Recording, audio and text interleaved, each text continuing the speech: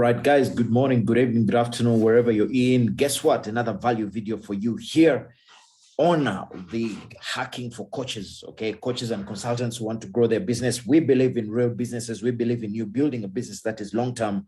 Most importantly, a business that not only makes a difference to other people, has an impact, but can outlive you. And that is the whole purpose of this group, to help you to start. So today we are discussing the 5 steps to start as a coach. What are those 5 fundamental things that if you do them and you follow them, inevitably you are going to succeed as a coach? Okay, I just wanted to come on here quickly and share this with you right now. So first and foremost, before we even get into them, I always want to say that, hey, you got to decide that failure is not an option. All right. Failure is not an option for you, and you're going to do whatever it takes. The reason why is that of late, I've seen a lot of people who started off as coaches, consultants, going back and getting jobs because they didn't have this mindset at the beginning.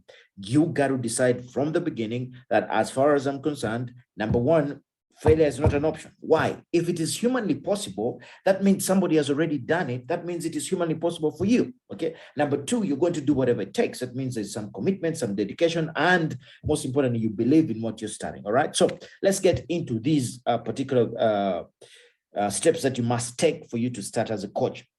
Follow them, and I can assure you, you will be able to build an amazing business. So number 1, get your foundations right.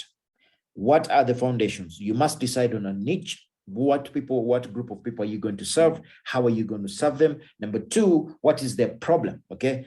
The reason that there is a lot of failure and people are struggling with this niche thing is, first of all, they think that their profession is their niche. Okay. That maybe because I'm a therapist, so my niche is therapies, or, because I'm a leader, my niche is leadership. Or because no, your niche is about a group of people that are going somewhere, that have a problem, and you can help them. Also, a niche is consistently evolving. You cannot be caught up in one niche. Okay, I've told my story. I think there's a video somewhere in here where I've told my story for niching, from coming from a guy who used to do team buildings to live events to where I'm at now. It evolves. Your deal right now is pick one niche, pick one group of people, find out where their problem is, and how you solve it. That is very, very important. How do you solve the problem? Is it via, do you do coaching? Do you do online training? Is it via 2 or 3 events with them? I don't know. Whatever you decide, you must decide from day one, this is a niche I'm going for, this is their problem, and this is how I solve it. Okay, so step number 2 is decide and work on a compelling offer. What is your service or product that is going to solve the problem, and what is your price? All right. You can't come up with a great offer if you don't have a niche and a problem that you solve. So if you've picked up your niche, these are the people who I'm going to serve. This is the problem they have. Therefore, the next part is, okay, what is my compelling offer? What am I going to give them? What am I going to offer to them to solve their problem and or give them transformation? And what is it going to cost them? All right. Please follow. First, niche. This is the group I'm serving. This is their problem, all right, and or their desire. Okay, you always have to go and find out what their problem or desire is. By the way to do that is to go and ask the market. Okay, that is why we give you the 10 market penetration questions, which give you the real deal of what is going on with the market. Because if you come up with great questions that tell you exactly what pain problems there are for your niche, it becomes easier for you to be able to up with great offers. All right. So if you've got a great niche, you find out what their offer is, then you decide, okay, what is the product I'm going to make for them? Is it a coaching product? Is it a service? Whatever it is, and what does it cost? That is your offer. Your offer must tell them what it costs. All right. And then next, get your messaging right. Okay, what we call the target market statement. Again, we have a statement that helps you to do 2 things. Number 1, it positions you as an expert. Number 2, it helps you to stand out. All right. Why? Coaching, consulting, training, this industry is saturated. There's a lot of people who are doing copy and paste, calling themselves coaches and stuff like that. What you have to do to win in your starting business is to, number 1, position yourself as an expert, not as a coach, as an expert at something, an expert at solving the problem that your niche has. That is very, very important. You must come up with your target market statement. Again, we give you a template to do that. Your target market statement then positions you as an expert. Why?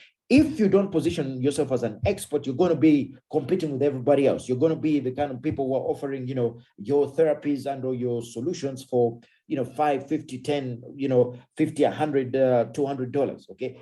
Yet if you do it as an expert, because we're talking about how do you start, you position yourself as an expert so you can stand out. And if you have a great target market statement, which is a statement that you put out there, this is who I am, this is who I help, this is how I help them by getting rid of ABC. All right. Next part to this is you must then decide, okay, I've got a niche, I have got an offer, I am positioning myself as an expert. Next, you have to decide, where am I going to get my traffic? Where are the people that are going to pay me? And when you decide where they are, you must get their attention.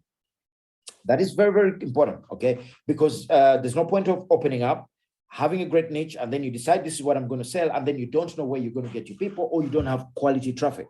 The whole process is that get a niche, know what you're going to offer for them, find out how you position yourself as a market leader, as an expert, then say, okay, where am I target, where am I niche, where am I going to find them? And this is very, very important, because depending on what service you're providing or where you are, you must decide, okay, is it going to be LinkedIn? If you're doing leadership and leadership coaching and or targeting CEOs and that caliber of people, then of course you got to go to LinkedIn and get your traffic from there by creating situations that give you attention. Okay. And I think it was yesterday, again, somewhere on here, there is a video on how you get attention. Just look for it. I think I'll put a link in the bottom. Get the attention of these people. Now, if you are targeting entrepreneurs, okay, entrepreneurs, depending on where you come from, then Facebook is your place to be. Why? That is where you're going to go and find quality traffic. If you're building something long term, or you're building, where you want to create some kind of asset and attract people so that they get to know you as you build a bigger business, then of course you got to start doing YouTube. Or if you're targeting students or people who are just coming out of school, university, and they want to start, then of course Instagram would be your place. Either way, you must look for great traffic, understand where that is, understand where to get how to get their attention and get them into your system, into your email, into your world, and then begin to serve them. You know that I am big on serving with value, serving with authenticity. When you do that and you start that way, you will be able to not just start quickly, but get people who want you to give them their business, who want to give you their business much quicker, much faster. And then, of course, number 5, content. Okay, if you're getting in great traffic, one of the ways to make sure that you are not only getting great traffic, but you are attracting the right traffic is through content. Content means, what are you putting out there? What is it that you are consistently putting out there in your niche to educate them, to solve their problems, to nurture them, to build relationships, and eventually to get them into your business so that they can pay you?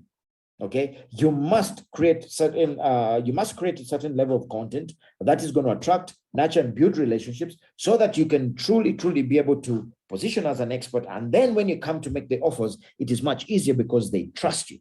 They trust you because they have seen your content. They have seen that you're kosher. They have seen that you have a great expert positioning. You have a great niche. You understand their problem. You have decided to make a great offer for them. It has got to be a compelling offer, obviously, where they're like, you know what? It is a no-brainer for me to work with this person. All right. So with that, those are your 5 steps. Number 1, get your foundations right. Your niche, your problem. Number 2, decide on a compelling offer. Number 3, get your messaging right. Get your messaging right. Okay. Number 4, get the traffic. Where is it coming from? Decide and focus on that, and decide, you know what, I'm going to either master LinkedIn. If you're going for leadership and or CEOs, then master that one, because that is where those guys are. If you're going to go for entrepreneurs, then Facebook is your place. Go and master that. Do whatever it takes before you get out there. If you are building, by the way, YouTube complements all these, okay? And yes, you can do all these, but you got to get one first and master it before you move on to the next one, okay? And then, of course, you must have a content strategy. What kind of content do you come up with that attracts and nurtures and builds relationships? So if this was useful to you, give it a thumbs up and tell me that you liked it. Share it with somebody else who might benefit from this. And of course, I have my Thursday sessions, live sessions every Thursday, bringing you value, giving you the best value out there in terms of building your business. And if you would like more and or would like my help to help you on starting and growing your coaching business, just drop me a message in the comments here, and let's see how we can help you. If I can help you, I will. If I can't help you, of course, I'll find, I'll give you direction where to go. My number one role is to help you start your business and grow it to the 6 to 7 figure level. All right. So I just want to finish off here with this slide here. Okay. This slide is dear to my heart because this guy started my journey when it came to scaling and growing, my public speaking business at the time. Okay. And it says, it's your time.